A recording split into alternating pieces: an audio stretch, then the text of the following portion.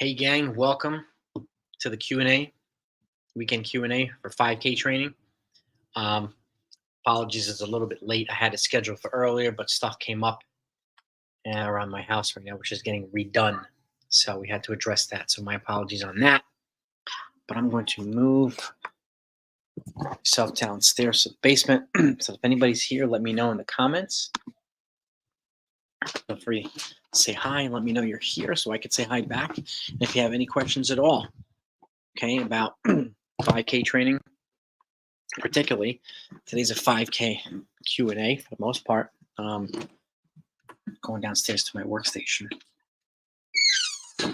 and I recently did a series of videos. Those of you haven't seen, sub 20, 19, 18, 17, 16, and sub 15. 4 must-do workouts for each one of those milestones. So if you have questions about those, if you saw those videos, feel free to ask, okay? Feel free to ask. Get right here, set myself up. There we go. See, it's part of the basement. It's being redone, worked on. So we have a lot of stuff going on in the house. So, but I'm here, gang. If anybody has questions, I have my notes and every workout I put out for all those milestones too. So I'm happy to refer to them. Happy to answer your questions. Or if you have any other questions, 5K cross country, 5K you train for the roads, 5K you train for the track. And my next series is going to be 10K. I'm going to do 4 must-do workouts for sub 45, sub 40, sub 35, and sub 30. And then I'll do a live stream and go over that too. So feel free to ask any questions you might have. Even if it's not 5K specific, I'm happy to answer questions like I always do in the live streams anyway. So hope you're all doing well. Cross-country season is pretty much over. Congratulations to those that ran an NCAA cross-country this past weekend. The state championships, if you happen to be in New York, yesterday was the New York Feds. Congratulations to all those folks. So, and I hope you all had a good season. And I'm actually finalizing a series of 3 books for those that are interested. I'm going to have one that's fully detailed cross-country. It's going to be called the Cross-Country Coaching Bible. And everything you can imagine is going to be in there. Training for high school and college, summer-based training for every year and how it progresses from each year, a cross-country season, whether you ran in the summer, whether you didn't run in the summer, whether you ran a little bit in the summer, and the differences between the 3. It's going to be and workouts galore, all kinds. So, and then I have a track one coming out, the track and field coaching chronicles, and I have one for the roads as well. So I've got 3 books coming out. That the plan is to have them out early in 2024. So for those that are coaches and are interested in digesting a lot of content, and you can basically take notes. And I've got all the videos, like almost 400 plus videos that I put out on this channel in these books and then some. Be sure to keep your eyes out for it. I'll let you know when they're available. They'll be available most likely on Amazon too. So I definitely want you to be able to access anything. And again, for those that don't know, my email is blackbeltrunningcoach@gmail.com. So if you have any questions on any of these videos, even if it's from 2 years ago, feel free to ask. I'm here to answer. I'm happy to answer. So I'm going to hang out a few minutes and see if anybody comes on with 5K training questions. Again, I got sub 21, 20, all the way down to sub 15. 4 key workouts or must-do workouts for each one of them. So I definitely encourage it. If you haven't subscribed to this channel, please do hit that subscribe button. Okay. If you're going to do anything, if you're a coach or an athlete, hit that button. I ask you that from the bottom of my heart. If you do, hit the notification bell too. That way you're in the front of the line when the content comes in. Okay. I appreciate it so very much. And we're right around the corner from 3,000 subscribers. So definitely want to surpass that this week if we can. But 5K training, gang. And let me know how your cross-country season went and what you plan on doing in transitioning from cross-country to track. So, and I haven't have programs in there for middle distance runners who are training through cross-country but not really racing cross-country, and how to prepare them and how to test them along the way for track races that they might be training for. So a lot of things to look forward to, a lot of things to get ready for. So I hope you're all ready for it. I really do. It's going to be an exciting time. Very exciting time, but that's what we have. I mean, we've got let me pull these up here. Obviously, you want to be able to run a mile in a certain benchmark, which will give you a good idea. If you haven't seen my mile time trial video, take a look at that, because that'll give you an idea on. And if you do that in the beginning of the season or early season, it'll give you an idea of your capabilities for 3K and 5K moving forward. And it'll tell you, that doesn't necessarily mean that you can run a 3K in this time or a 5K in this time tomorrow. It means your capabilities show you that based on this mile, you can run the 3K and 5K in the near future. So, but some people might be able to do it. Some people might not be able to do it. So, but a couple of things with the mile time trial too is if you're, I've said this before, if you're closer to the 800 and 400 equivalents than you are the 3K and 5K equivalents, that's a sign that you've got to enhance your aerobic conditioning, VO2 max training tempos, thresholds. And on the flip side, if you're closer to the 5K and 3K equivalent than you are the 800 400s, that's a sign of a need for improving speed development or basic speed. So, speed endurance. Which is why a well-rounded training program is important. That's why I have folks that if you're training for the just say the 800 in the mile, you have a healthy dose of 3K and 5K pace work in there, acting as VO2 max. And people that are training for the 5K, you're getting stuff at 800 meter pace and mile pace and 3K pace, and even above that, 10K pace and even tempo pace, which is for the most part half marathon pace, which is your anaerobic threshold line essentially, and your aerobic threshold is essentially closer to marathon pace for a longer distance. So, two things. And the differences between the two are important and how you calculate it into your training. So let's see if anybody's here in the comments. Nobody's here yet. All right. So yeah, I wanted to go over these things, and I think these are things that are important to go over. A couple other things too. There are similarities and there are differences when you're training for 5K or 10K or even 8K or 6K in cross country. The workouts themselves will be a little bit more event specific, but the meat and potatoes of them are primarily the same.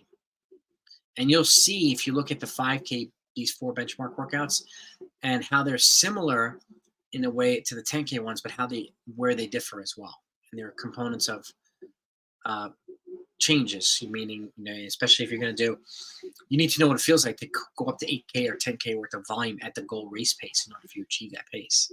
Just on the flip side, for 5K, you need to be able to do maybe 5K, even upwards of 6K for some folks early in the season at your goal race pace or current race pace to be able to progress your fitness. And it'll also give you a good idea of how close you are to your goal, right? And let's just use an example of you want to break 20 minutes for the 5K. Well, that's 4 minutes per K. Oh, we got somebody in here.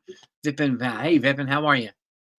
Vipin, you finished your season and took a short break before starting again. I had a question about race fielding for track.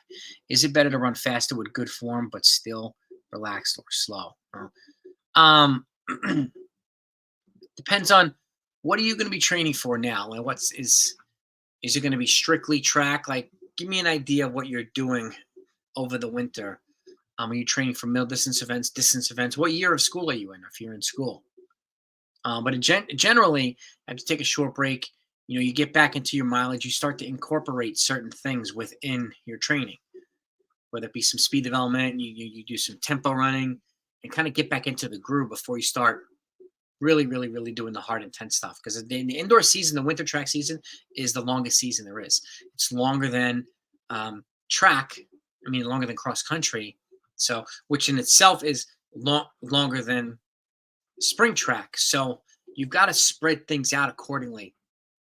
And in order to prepare and be able to handle the whole entire winter or indoor track season. So how you do it is important. But yeah, speed, incorporating speed. And obviously, if you can do it with good form and relax, that's a good thing. It's going to make you a more efficient runner. You're wasting less energy. Easy running is also a part of your training too. So easy days, there are some tempo days or accelerated running days. There's obviously speed development days. There's repeat days, interval days, and how you incorporate into the training. It says here, I think I'm training as an 800, 16, and 200. Okay, you're basically training through indoors. You're a senior, your second year running. So you want to break 5 in the mile. Okay, all right. So generally, let's see here. You're going to be training for outdoors, so you're going to be training through indoors. So if I were you, what I would do is I would be, laying out their mileage, okay, and incorporating certain things.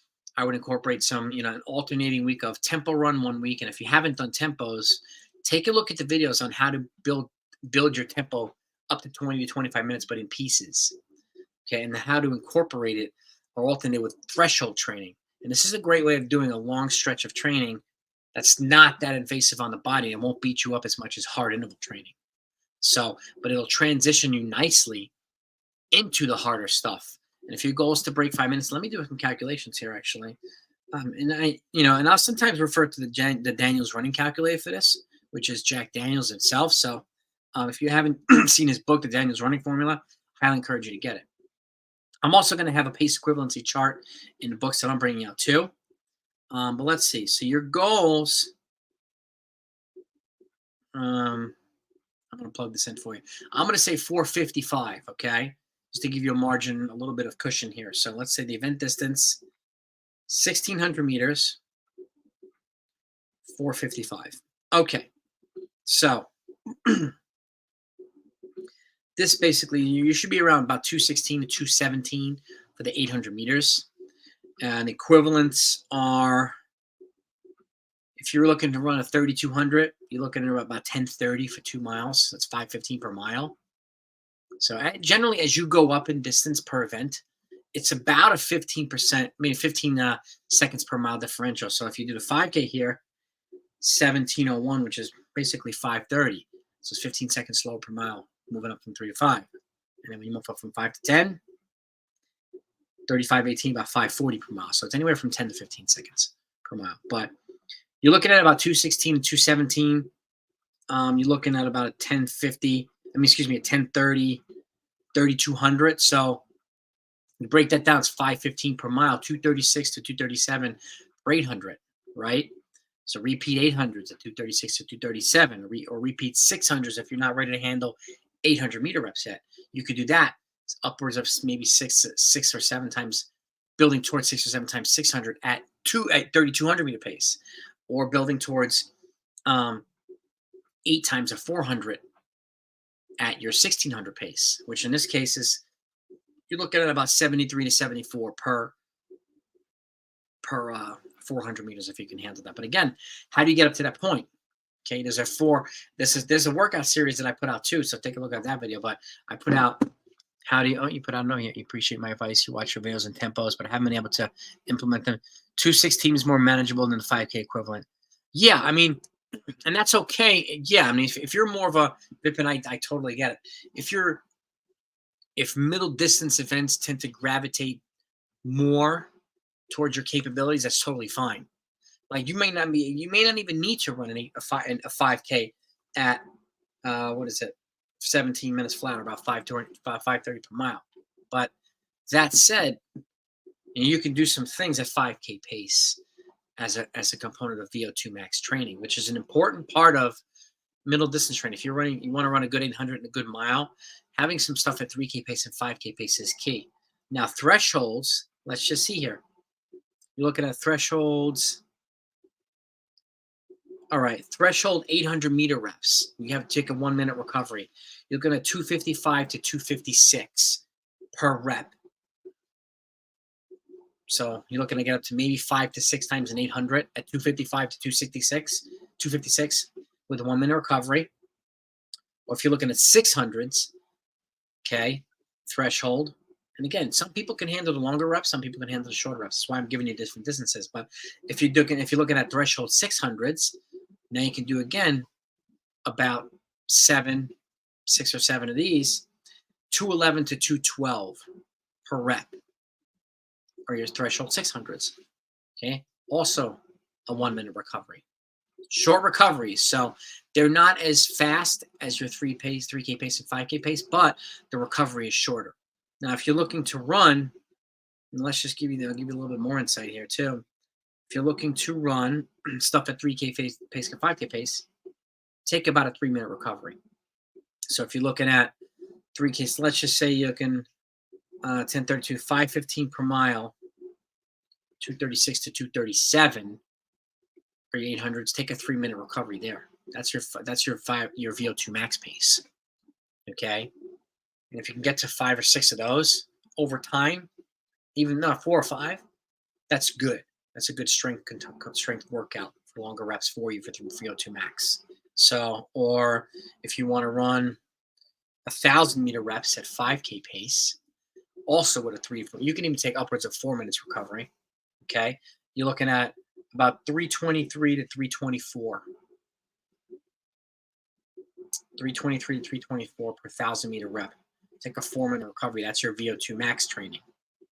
Okay, your VO2 max training. But remember those times, 320. You write these down. It's 323, 324. But if you're doing threshold thousands, okay, the pace is different. Okay, the pace is different. So here, 340, 339 to 340 per threshold K. 339 to 340. If you can get up to 5 of those, 4 or 5 of those, it's good too. So you can incorporate threshold reps. You can incorporate tempo runs, and you'll see your tempo runs you're looking at about 603 to 604 per mile, 602 to 604 per mile. Okay, or 605 per mile at tempo pace. So if you can get up to build towards 20 minutes of running at anywhere from 602 to 605 per mile, that's a good tempo run. Okay, how do you build it up? You can build it up into pieces. You can do 2 times, let's just say 2 times 8 minutes the first time you do it. And then a couple weeks later, you try to combine it together 16 minutes consecutively. Okay. And when you do you take about a 2.5 minute recovery in between 2 times 8 minutes. Then you try to combine it together. And then the next time you do it is 2 times 10 minutes. All right. 2:30 recovery. And then you try to get to 20 minutes consecutively. So that's a way of building it by pieces to get you to the 20-minute goal rather than just trying to go 20 minutes and falling apart. Some people do that too. So this is why I think it's important to build. If you don't feel like you can handle it, if you need more aerobic development and more threshold or VO2 max development, that's a way to do it pieces. So that's easier to handle. So does that make sense, Vipin? I hope it does. But it's my pleasure. Yeah, I mean, tempos, combining tempos and threshold, especially if you're not going to race indoors, even though if you're not going to race indoors, I'd still test yourself maybe every 3 to 4 weeks. Go out and see how hard you can run a 600. And even if you do it after a couple of threshold reps or after a 12-minute tempo, you take about a 10-minute recovery, and then you test yourself on the back end. That way your heart rate's already elevated. You're ready for the hard bout of the exercise. Lucas, what's happening, man? 16, you run 408 in the 1500. All right, man. Your bombs around 80K per week, 50 miles a week about. How long should your long run be? 15, 16 kilometers? No, I mean, if you're running about 15 miles per week, 50 miles per week, 80 kilometers, then it's about 11 to 12 miles max. So, which is about, I guess, it's right around 15, 16 kilometers. It's about 11 to 12 miles per minute. So,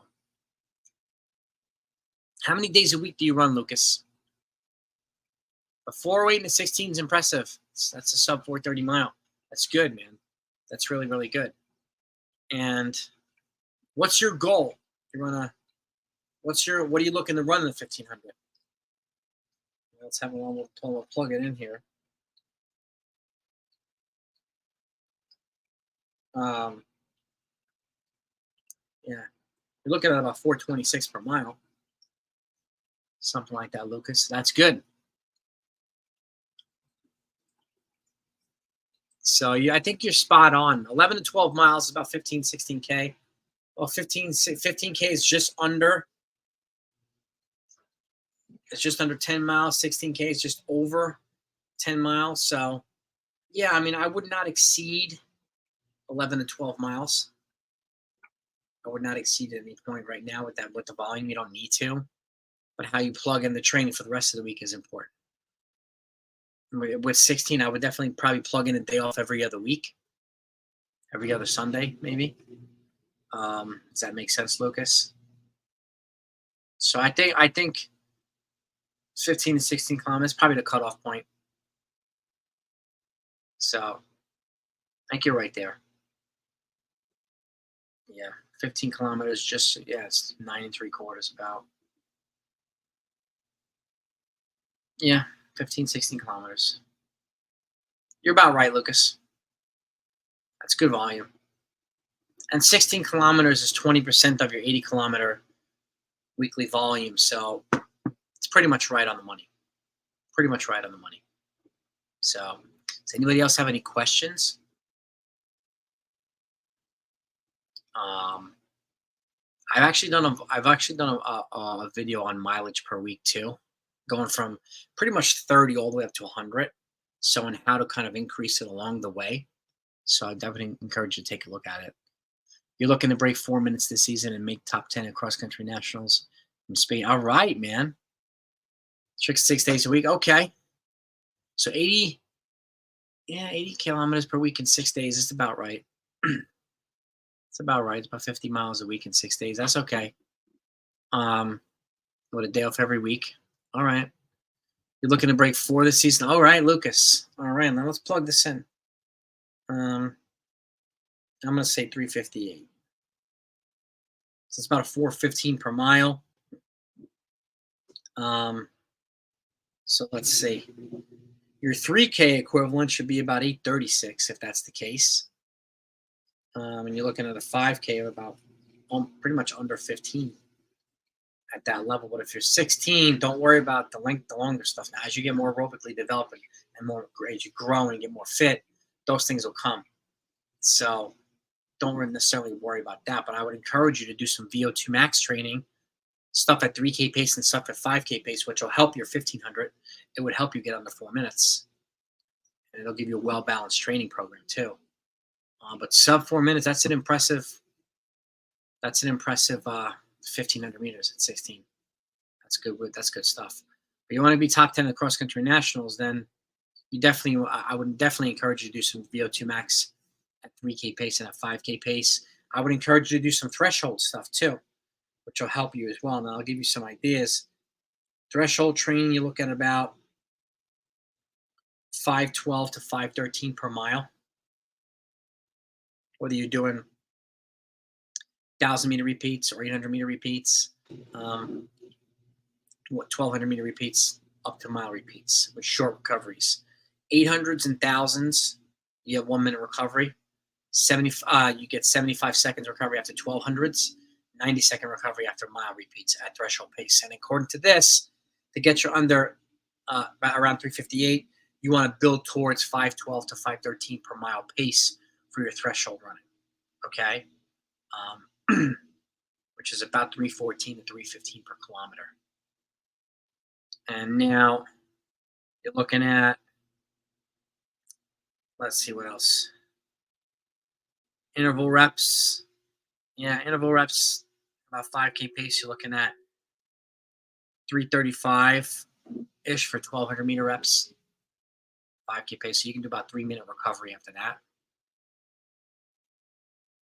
Even 4-minute recovery if you need to. 800-meter reps, 222 to 223 per rep.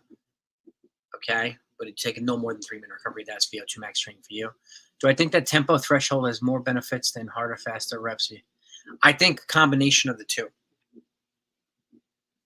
I think at your age, it's good to incorporate threshold and tempos, because if you want to succeed in cross country as well, which are longer distances, and you want to have that aerobic base and not be zapping your legs too much with harder, faster stuff. But a healthy balance, Lucas, between the two, would be a good idea. So let's just say you break this down. Let's just say Monday's an easy day. Let's just say Tuesday and Friday are workout days. I'll give you 2-week layout, 2-week program. And then you do, let's just say 5K pace work on Tuesday, right? Then you do a semi-long run, another run on Thursday, and then Friday you do a 3K pace workout. Then a long run on Saturday, off Sunday. And you come back easy again on Monday. I always find Monday's a good easy day to do. And Sunday being the off day, if you take an off day. That way you always run in the day after the off day. So, and then Tuesday workout, you do stuff at mile pace or 800-meter pace, or both. for that second week workout. And then a semi-long run Wednesday, regular run Thursday, and then you can do a tempo or threshold stuff on Friday in the second week. But now you've done stuff at 5K pace, right? 3K pace, VO2 max, 800 and mile pace or 1500 meter pace, and then you've done threshold and tempo. So you just combined race pace stuff, threshold stuff, and VO2 max in a 2-week cycle. And it's a repeatable cycle too. So that's how you can combine them all together in a well-balanced training program. And I would definitely encourage folks to do that, especially at your age. You want to keep the volume moderate, not overdo it, and and plug in things accordingly. Make sure you have enough recovery in between workouts. And if it's a race week, then I only do one workout that week. That's what I do for my athletes. But again, it's up to you or your coaches to decide what's most appropriate for you. But healthy balance, Lucas, between tempo threshold and harder, faster reps. They balance each other out. The tempos make you stronger to handle the harder, faster stuff, and the harder, faster stuff makes the tempos and threshold feel easier. So, but again, having both of them in your training and how to lay them out appropriately makes for a well-balanced training program or training cycle. So, anybody else have any questions? I'll wrap it up in a few minutes. 20, going on almost a half hour. But these are good questions. Vipin, good questions. Lucas, good questions. Really good questions. But if you guys have any more questions, put them in the comments. I'm happy to answer them. If anybody else in here has questions, don't hesitate to ask. Really, don't hesitate to ask. I'm happy to answer. I really am.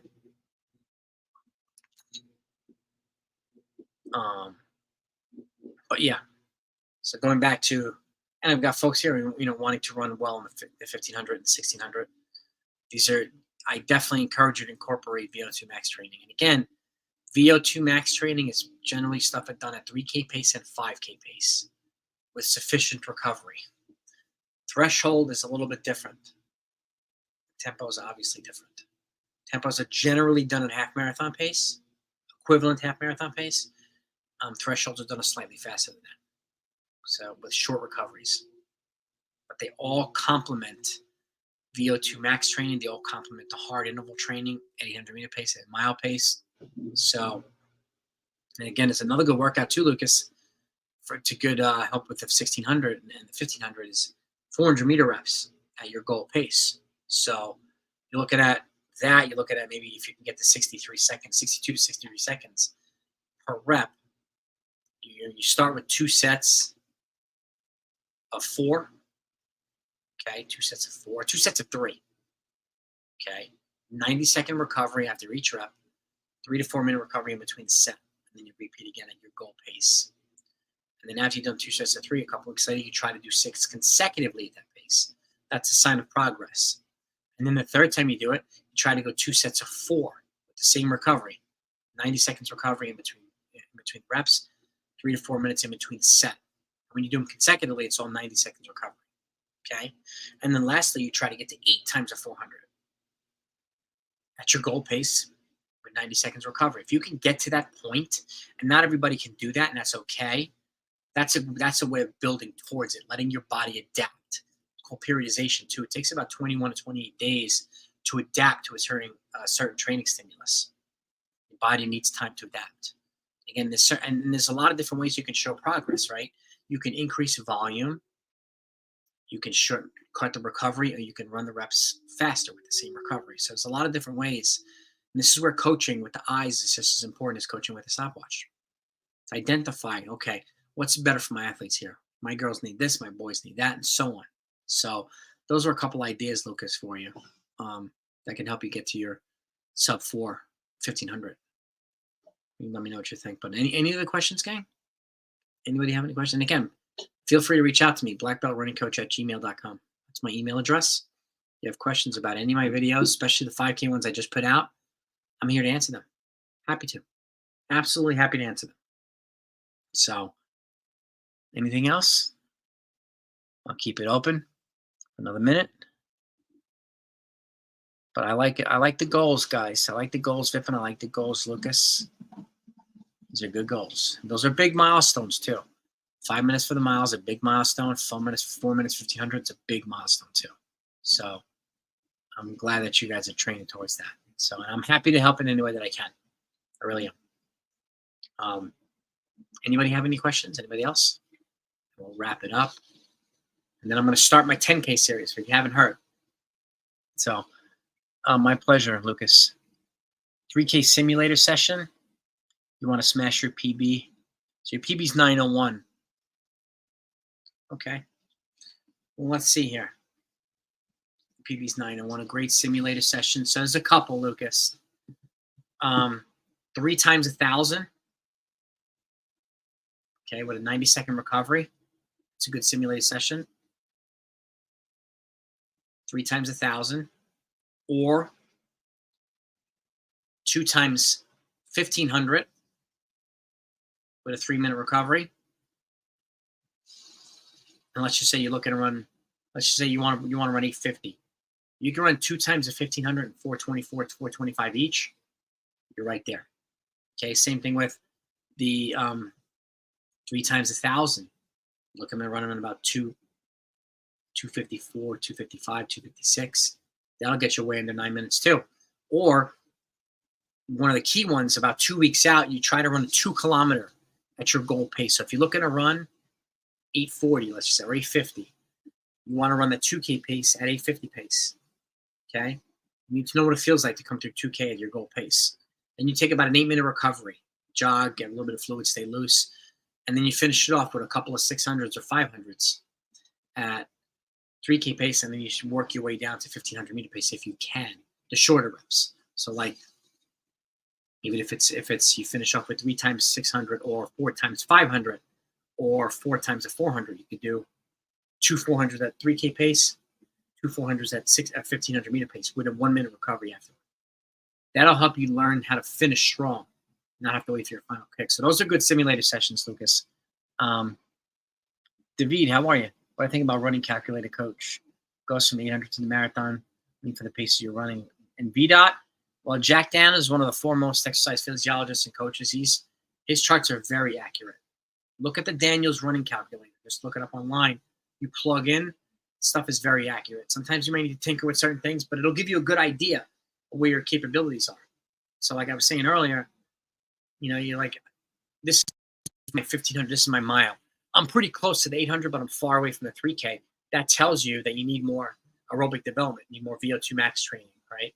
Threshold, tempos. And if on the flip side, if you're closer to your 3K equivalent, but far away from 800, that's a sign you need more speed development. So it'll give you a good idea. And that's why I personally use the mile time trial to test my athletes. After a good 6 to 8 weeks of base training, then I test them at a mile to see where their current fitness is. And it's gives you an accurate indicator of the fitness. And then you can plug in what they ran for the mile, and that would make the VDOT a lot more helpful. Because at that point, you have a good idea of what the actual fitness is. Some people might go out and do a mile time trial, hang for dear life, but it's not necessarily, it depends on, they may take a week to recover from the mile time trial, whereas other folks who have done sufficient base training won't need that much recovery. So I would only use a mile time trial if I have about a 6 to 8 week of base training to back it up first. At that point, I would test them, and then I would incorporate into the VDOT because it makes it more effective, makes it more helpful. So Lucas, my pleasure. But, those are my simulators, Lucas. I would encourage you to use those. Any other questions? I hope this was helpful too, David. But check out the Daniels running calculator. And I definitely encourage it. Definitely encourage it. It's very, very accurate, and it'll help you set a lot of the training. And again, this is where you can calculate, how much volume do your athletes need? Do you need yourself? And you can customize training. This is where that individualization piece comes in. Some folks respond better to low volume. Some folks respond better to high volume. It really depends on how well you respond and recover from it and incorporate the other things. There's the speed development make it harder for you to do anything else. You need more time to recover from it. And the other question is, how often are you racing? Because it's very hard to fit in the right training if you're racing once a week or even more than that. It's very difficult to incorporate the training that you need if you're doing it. So that's one of the first questions I would encourage you to ask is, how often am I racing?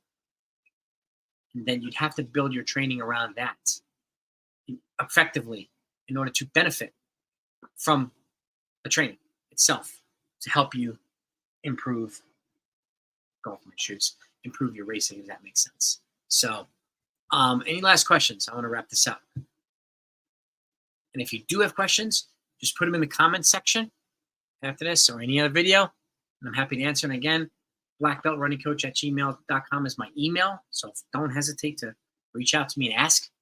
Happy to answer your questions. So, but I want to wish you a great weekend.